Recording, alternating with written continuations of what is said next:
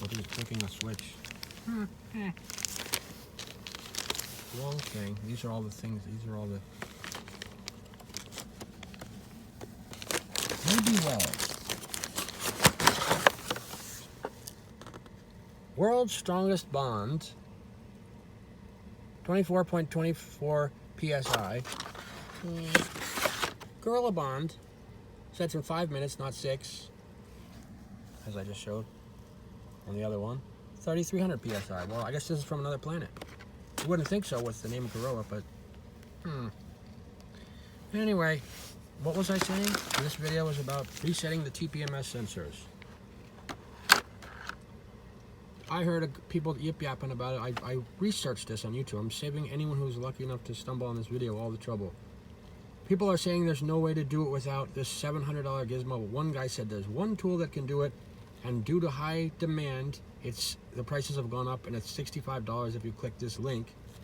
Here's the exact same thing on Amazon for 12 bucks, and it works because I just did it. I reset the tpms on these things, by the way.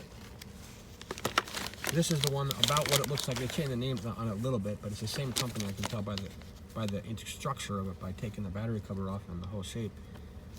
On these things at least used to, a year or two ago, eat up 9-volt batteries. It wasn't just mine, it was everyone. You had to take the 9-volt battery out because there was no off switch programmed into this thing. What do you want for 12 bucks? Or my invention, which did work because I left the battery in here for a year and then I switched it to this thing and the battery was still fine, is take a little keychain size membership card of anything, CVS, Walgreens, whatever it is, the little longer, shorter rectangle with maybe a hole in it, which is irrelevant. Put a fold in it, fold it over the plus and minus terminals on the 9-volt battery, which is the same thing on this. If they haven't fixed that problem, then this thing also eats the 9-volt battery, so get a business, or if you already lose a battery and you lose 10 bucks for a 9-volt battery or whatever, too late, but get a keychain size business card, fold it over the battery. When you're ready to use it, open the battery door, take the thing out, use it, and then when you're done, put the thing back on the battery, close the battery door or whatever. Then you won't lose your battery. Anyway, short story short, this thing worked. I did it, I reset the batteries. You just start off with a key fob. See, one of the things the factory did, the Chevy Impala factory did in their attempt to lure you into the dealer, is on about 2011 they took the thing off the info key on the dashboard where you could scroll down and find a thing that says put tire on learn mode and then hit the check mark. That's not there anymore. I think as of 2011, I forget which thing they did on 11 and 12, but by 12 they've removed both things. There's no longer a way to go on the dash fob or the dash thing, not fob, I'm about to get to a fob. No way to get onto the dashboard and put it in learning mode by any of the tricks you see on YouTube. You could research it forever. When you finally get to the people who really know their stuff, which I finally did, there is no way to do it anymore. The factory has disabled that to be annoying to lure you into the dealer, I'm guessing. So you have to get the key fob. Yeah, no. There's no way to do it. Look at me diversing, man. And also in 2011, you can no longer, once you put it on learning mode, however you do that, you can't deflate the tires and get each thing to beep and then inflate them later. You have to get this thing, which I was just yapping about before, which after all the BS is 12 bucks on Amazon. Apparently it is the only one, and the cheapest. So this hobgoblin is necessary, and good for you. You won't have to deflate and inflate all 4 of your tires. The other thing that they've ruined, that's the deflating, inflating thing. And so you have to get this hobgoblin for 12 bucks and a 9-volt battery if you don't have one for another 5. And then it's really a breeze. You put it in learning mode, you go to the front left tire, point this hobgoblin at near the valve stem where you inflate it, on the rubber of the tire or anywhere, hold it down, and you hear one horn beep. Doop. You hear the light pop on the front left driver, front tires where you start, and you hear a beep and you see a light go on, the blinker light or the corner light.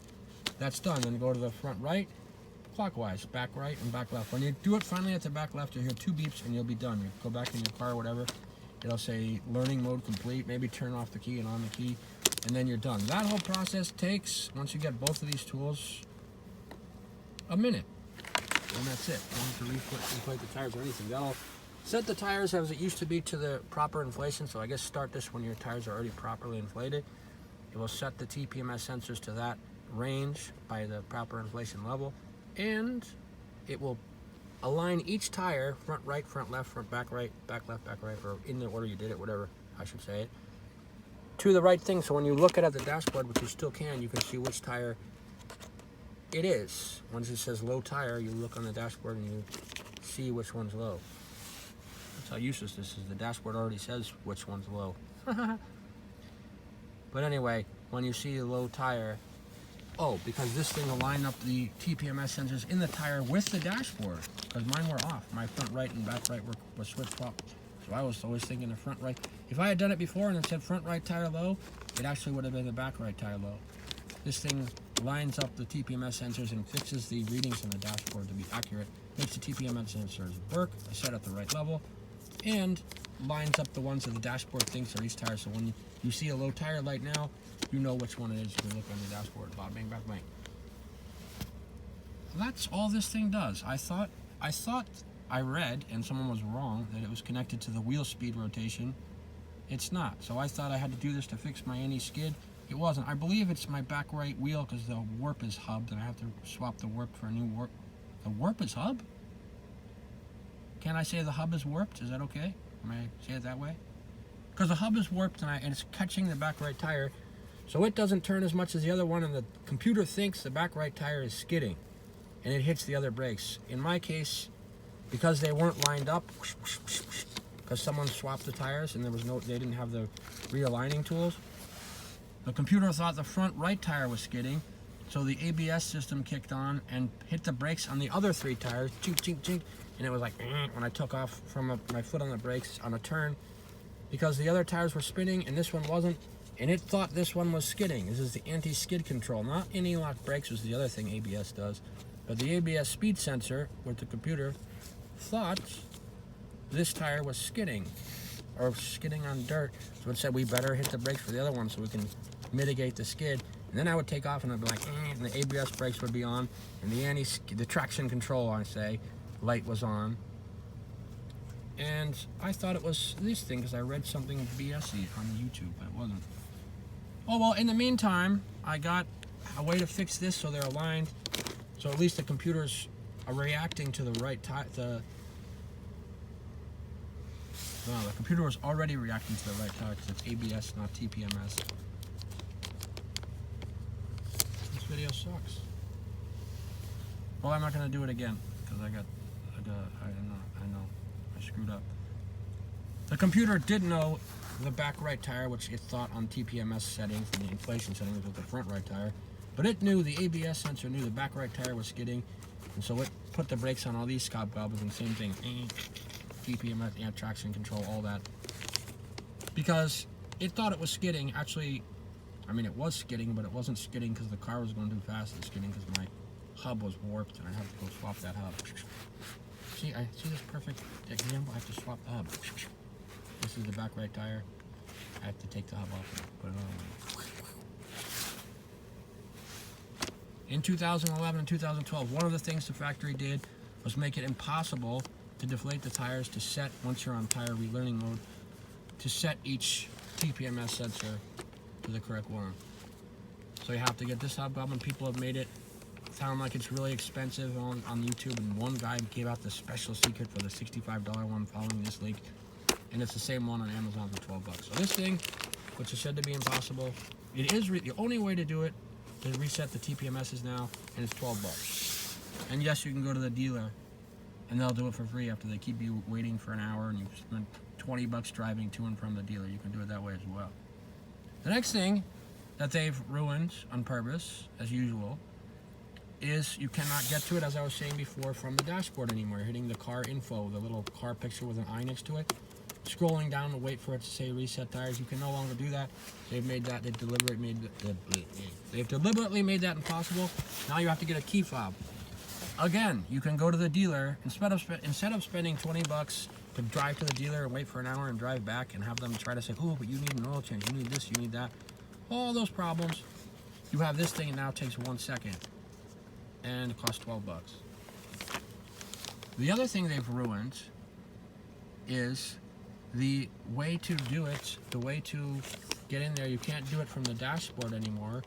You have to have a key fob. You might already have one. If you don't, you can, once again, as I was saying, go to the dealer. They will charge you $100 for the key fob. 1 hour's labor, even though it only takes them 5 minutes to program it, maybe 10. But minimal 1 hour's labor, $159. That's $259 plus all their taxes, surcharges, fees, and all that other BS. And you're at around $300 to get a key fob. You have to get a key fob now. They've ruined the way to do it from the dashboard. They've ruined the way to do it on inflating tires, so we have to get this. And you have to put it in learning mode only with a key fob. I've researched, I've done the research, I've sifted through all the BS on the internet. You got to get a key fob for it. The dealer, as I just said, will end up charging you about $300 if you can avoid being ripped off and sucked into more repairs. But something near $300 when their BS settles. Or you can go to a locksmith and they'll give you a key fob and program it for $65. Which is what you need if you want to have the way to do this every time you rotate your tires without going to the dealer. Total price is $77. If you go to the dealer and spend $20 worth of time and gas 4 times after rotating the tires 4 times over a couple of years or whatever, you will have spent, let's say, $77.05. Let's put it that way. Let's say the 9-volt battery is $3. You have spent $80 plus 5 cents. You will have made back your $80, and the total price for having all these tools and being able to do it yourself is a stinking nickel, which I will put on the title. Because all my repairs are nickel.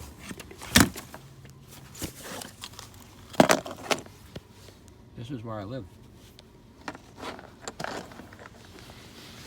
Impressed? An RV. Not bad, huh?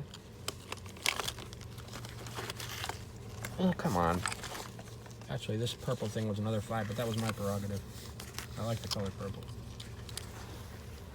How the key fob works is you turn your key halfway. You don't even have to put it so that the key fob, the dashboard lights come on, but if you do, you'll be able to see what's going on instead of just hearing it. You could do it with the lights off. Just turn your key even 1 notch. Let's say you turn your keys 2 notch. Don't start your car. Hold down the lock and here's the other fringe benefit of the key fob.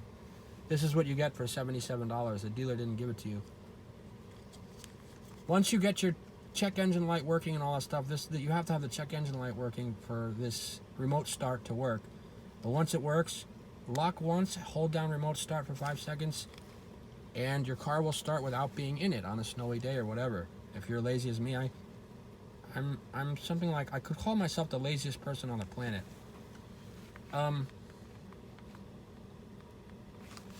So for $77 for the nickel that you spent to get all the tools to fix this yourself, you get a remote start which an alarm place will charge you like $100 for, or maybe a $400, $500 loan. This is included, remote start. So it's worth it right there. But never mind, let's just say, even though you get a free remote start, it's still a nickel cost to avoid the dealer. Nickel. Now it's time to use the key fob. How do you use the key fob? I've told you how to get it for 1/3 the price of a dealer. How you use it, you turn the key into a start, or there's auxiliary mode or run mode without actually starting the car. You hold down the lock and unlock button at the same time for about 2 seconds or 5 seconds, whatever it is, and all of a sudden the horn will beep twice, and that means you're going into learn mode. And if your dash is double clicked on with the key turn, you'll see tire learning mode. Then, I think I already said it, then you're on learning mode. Take this hobgoblin, go to the front left tire, driver front tire, hold it down near the valve stem. You'll hear 1 beep clockwise around the car, front right, 1 beep, back right, 1 beep, back left, 2 beeps because learning mode's done, and then you're back. That's how you do it. I could do it, but I already did it yesterday, and it worked. And most of these things work. This is the only thing I know that works, and it's cheap as hell. And the fob is the only thing to put it in learn mode, all thanks to the new improvements in luring people into the dealer as of 2011 and 2012. That's how it's done. I do it in my car, but hell, I've only shown you how to do it with all my babble. Now you know. The only way and the cheapest way is a fob, and you get a free remote start. The only way, and way cheaper than people say on the internet, is this hobgoblin. It says so. You just put in 2012 tpms relearner tool, or tpms tool. This will pop up on Amazon for $12. Total price $77, which is actually nickel, as I mathematically described, and a free remote start. Bing, bada, bling, bling. All right, that's it.